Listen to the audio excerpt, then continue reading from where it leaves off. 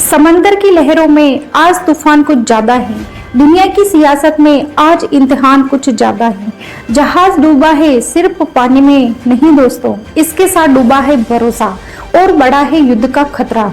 नमस्कार दोस्तों, आप देख रहे हैं जिन की बात। आज की बड़ी खबर हिंद महासागर से आ रही है, जहां एक ऐसा हमला हुआ है जिसने पूरी दुनिया की राजनीति को हिला के रख दिया है।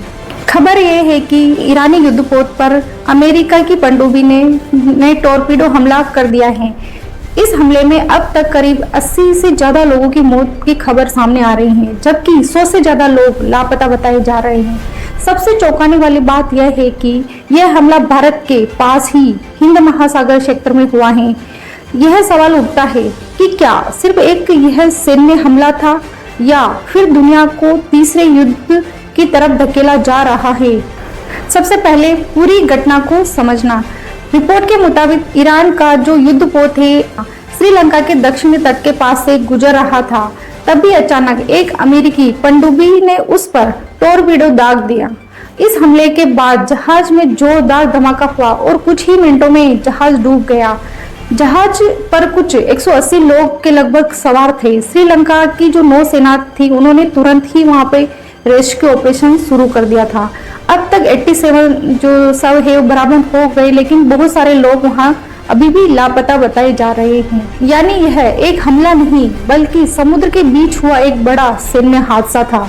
सबसे बड़ा सवाल यह उठ रहा है कि अमेरिका ने इस तरीके से क्यों उसको टारगेट किया, जबकि वो तो एक शांति के दूत के रूप में आया था। तो अमेरिका रक्षा मंत्री ने बताया है कि हमला अंतर्राष्ट्रीय जल क्षेत्र में किया गया है। उनका दावा है कि यह जहाज ईरान के सैन्य ऑपरेशन का एक हिस्सा था और अमेरिका का शक था कि यह जहाज युद्ध में इस्तेमाल हो सकता है, लेकिन ईरान का कहना है यह हमला बिना चेतावनी के किया गया है और यह अंतर्राष्ट्रीय कानूनों को पूरी तरीके से उल्लंघन करता है। भारत के लिए क्यों बड़ी खबर है, यह अब यहाँ भारत के एंगल से समझना होगा, क्योंकि जिस जहाज पर हमला हुआ है IRIS डेना, उसने कुछ दिन पहले ही भारत द्वारा आयोजित एक अंतर्राष्ट्रीय नौसैनिक अभ्यास में हिस्सा लिया था। यानी यह जहाज भारत के साथ नौसैन्य अभ्यास कर चुका था।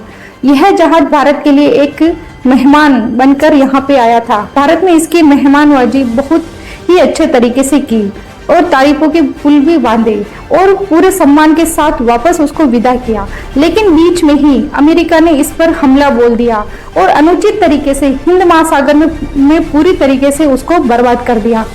हिंद महासागर भारत के लिए एक बहुत बड़ा वर्चस्व रखता है और इसमें हमला होना भारत के लिए एक सीधी चुनौती है। इसका मतलब यह है कि अमेरिका भारत को भी इस वॉर में खींचने की कोशिश कर रहा है, क्योंकि अब ये धीरे धीरे वर्ल्ड वॉर 3 की ओर जा रहा है, जिससे कि भारत के ऊपर भी खतरा मंडरा रहा है।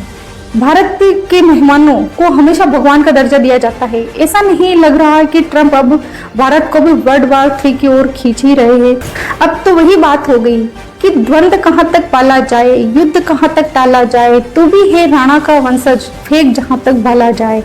अब सबको पता ही है कि भी ये पंक्तियां किस लिए लिखी गई। जब जब अन्याय अत्याचार सीमा पार कर जाए तो उसे सहने के बजाय एकमात्र रास्ता युद्ध या संघर्ष ही बचता है, जो सबको अपने अस्तित्व को बचाने के लिए करना ही पड़ता है।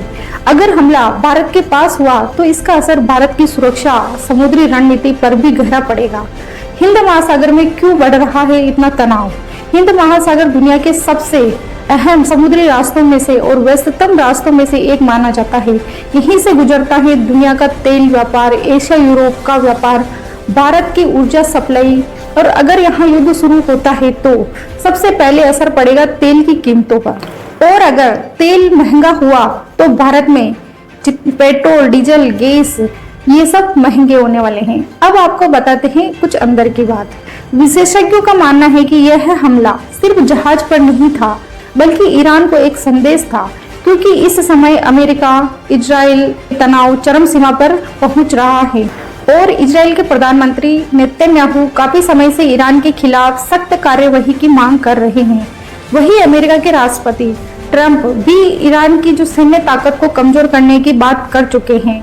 इसीलिए विश्लेषकों का मानना है कि यह हमला बड़ी रणनीति का एक हिस्सा हो सकता है। अब दिमाग में आता है कि क्या ये युद्ध बड़े स्तर पर बढ़ेगा अब इससे बड़ा सवाल, क्या यह हमला युद्ध को और थर्ड वर्ल्ड वॉर की तरफ लेके जा रहा है? क्योंकि ईरान पहले ही कह चुका है अगर उनके सैन्य ठिकानों पर, जहाजों पर हमले हुए तो वह जवाबी कार्रवाई जरूर करेगा। अगर ऐसा हुआ तो फारस की खाड़ी, हिंद महासागर और मिडल ईस्ट पूरी तरह से युद्ध के मैदान बन सकते हैं। दोस्तों, दुनिया की राजनीति में कभी कभी एक छोटा सा हमला बहुत बड़े युद्ध की शुरुआत बन सकता है। आज हिंद महासागर में जो हुआ वह सिर्फ एक जहाज का डूबना नहीं है, यह संकेत है दुनिया की बड़ी ताकतें अब सीधे टकराव की ओर बढ़ रही हैं। और अगर यह संघर्ष बढ़ता है तो इसका असर पूरी दुनिया पर पड़ेगा और इसमें भारत भी अछूता नहीं रहेगा। भारत को भी इसमें शामिल होना ही पड़ेगा क्योंकि ये वर्चस्व की लड़ाई है। तो दोस्तों, आप क्या सोचते हैं? क्या यह हमला सिर्फ सैन्य कार्यवाही है या फिर आने वाले बड़े युद्ध की शुरुआत? कमेंट में जरूर बताइए। अगर आपको ऐसा ही डीप न्यूज एनालिसिस पसंद है तो वीडियो को लाइक, शेयर, चैनल को सब्सक्राइब जरूर करें। मिलते हैं नेक्स्ट वीडियो में, तब तक के लिए सुरक्षित रहिए। जय हिंद।